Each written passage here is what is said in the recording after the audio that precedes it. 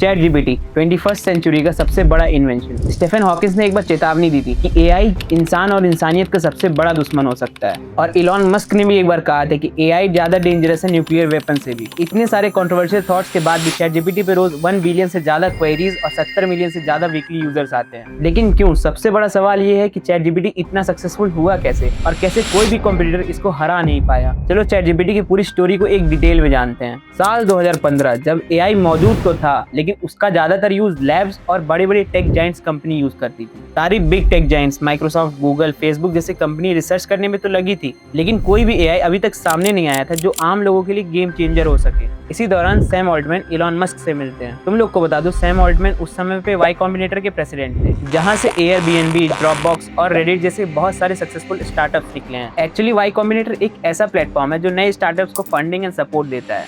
और Sam Altman का यहाँ पे सपना था कि वो एक ऐसा एआई प्रोग्राम बनाए जो education, health care, coding, research जैसे हर फील्ड में लोगों की मदद कर सके। इलॉन मस्क को उस समय ये आइडिया बहुत पसंद आया और उन्होंने $1 बिलियन इन्वेस्ट करने का वादा कर दिया। इलॉन के साथ कुछ बड़े टेक लीडर्स ने भी इसमें अपना हाथ बढ़ाया, जिसमें लिंक्डइन के को-फाउंडर रेड ऑफमैन और पेपल के को-फाउंडर पीटर थिल भी शामिल थे। और इस तरह से 8 दिसंबर 2015 को ओपनएआई इनॉग्रेट हुआ। अपने इनिशियल स्टेज पे ओपनएआई एक नॉन प्रॉफिट कंपनी था, जिसका एम क्लियर था कि एआई का एडवांटेज आम लोग भी उठा सके। आगे चल के यही ओपनएआई दुनिया पे राज करने वाला चैट जीपीटी मॉडल लॉन्च करने वाली थी। लेकिन वहां तक पहुंचने से पहले ओपनएआई ने कई सारे और प्लेटफॉर्म्स भी लॉन्च किए थे। जैसे 2017 में ओपनएआई बेसलाइन लॉन्च हुआ, जो कि रीइंफोर्समेंट लर्निंग एल्गोरिदम की एक लाइब्रेरी थी। आसान भाषा में गए तो एआई रिसर्चर्स कोई भी नए एआई टूल को जब एक्सपेरिमेंट करते थे तो उन्हें स्टार्टिंग से नहीं करना पड़ता था, क्योंकि बेसलाइन में पहले से ही टेस्टेड और सही तरीके से काम करने वाले एल्गोरिदम मौजूद थे। इससे फायदा ये हुआ कि दुनिया भर के एआई रिसर्चर्स शुरू से मेहनत ना करके यहाँ से ही एल्गोरिदम का यूज करते थे, जिससे उनका टाइम तो बचता ही था और रिसर्च भी फास्ट हो जाती थी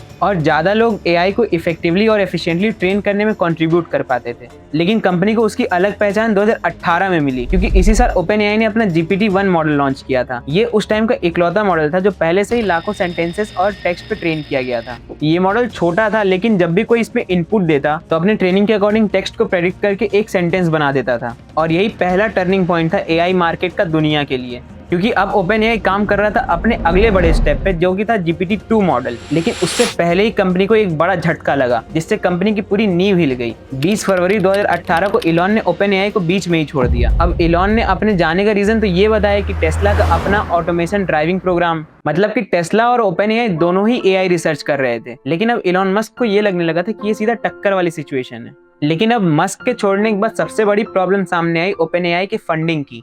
शुरुआत में मस्क ने वादा किया था कि वो $1 बिलियन इन्वेस्ट करेंगे, लेकिन रियलिटी ये थी कि उन्होंने सिर्फ $45 मिलियन का ही इन्वेस्टमेंट किया था अभी तक। और अब उनके जाने के बाद बाकी अमाउंट मिलने की भी उम्मीद खत्म हो गई थी। अब सबसे बड़ा सवाल ये था कि ओपनएआई आगे की फंडिंग के लिए क्या करेगा। इसी प्रॉब्लम को देखते हुए ओपनएआई ने अपने स्ट्रक्चर में चेंजेस किया और एक नॉन प्रॉफिट कंपनी को केप प्रॉफिट मॉडल में कन्वर्ट कर दिया। इसका मतलब था कि कोई भी इन्वेस्टर एक प्रॉफिट तो कमा सकता है, लेकिन एक सर्टेन लिमिट तक ही, क्योंकि ओपनएआई की फॉर्मेशन की टाइम ही ये फिक्स हो गया था कि ओपनएआई आम जनता के लिए काम करेगी। और इस केप प्रॉफिट मॉडल पे शिफ्ट होना कंपनी के लिए काम किया और कंपनी में एंट्री हुई एक बड़े इन्वेस्टर माइक्रोसॉफ्ट की। साल 2019 जब माइक्रोसॉफ्ट ने $1 बिलियन कंपनी में इन्वेस्ट किया और ओपनएआई कंपनी को पुश किया। माइक्रोसॉफ्ट ने उस समय पे अपना सुपर कंप्यूटर मॉडल भी दिया था, जिससे बड़े एआई मॉडल्स को ट्रेन करना और भी आसान हो गया था। और इसी के बाद ओपनएआई ने लॉन्च किया अपना GPT-2 मॉडल। GPT-2 एक ऐसा मॉडल था जो कुछ ही सेकेंड्स में इंसानों की तरह टेक्स्ट सेंटेंस लिख सकता था और यहाँ तक कि कुछ ही मिनट्स में न्यूज आर्टिकल, स्टोरीज और रिसर्च पेपर भी जनरेट कर सकता था। लेकिन GPT-2 की यही खासियत एक बड़ा खतरा भी बन सकता था, जैसे फेक न्यूज, स्पैम क्रिएट करना और भी गलत तरीके से इस्तेमाल करना। इसीलिए ओपनएआई ने GPT-2 का सिर्फ बेटा वर्जन ही रिलीज किया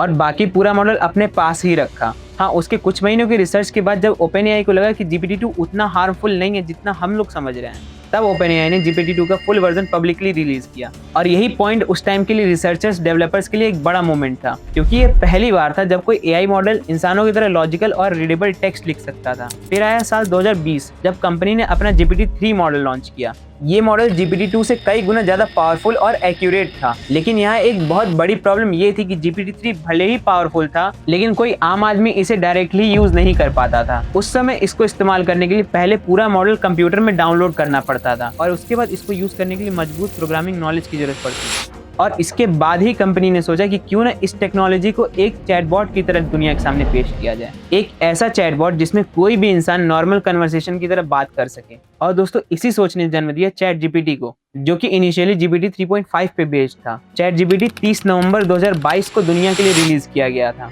और यही पहला पॉइंट था एआई रिवॉल्यूशन की शुरुआत का। एक ऐसा रिवॉल्यूशन जिसने एजुकेशन, बिजनेस, रिसर्च, क्रिएटिविटी सबको बदल के रख दिया। चैट GPT अपने लॉन्च के 5 दिन बाद ही 1 बिलियन यूजर्स क्रॉस कर चुका था, जबकि यही सेम माइलस्टोन अचीव करने के लिए कई कंपनियों को सालों लग गए और 2 महीने के अंदर ही 1 बिलियन यूजर्स गेन करके चैट GPT दुनिया का सबसे फास्टेस्ट ग्रोइंग सॉफ्टवेयर बन गया। लेकिन एक सवाल जो सबके मन में आता है कि ये मॉडल इतना पावरफुल और इतना पॉपुलर हुआ कैसे? इसकी सबसे बड़ी वजह थी इसकी सिंप्लिसिटी। चैट GPT का इंटरफेस इतना सिंपल था जो इसको बच्चों से लेकर बड़ों तक कोई भी यूज कर सकता था बिना प्रोग्रामिंग नॉलेज के।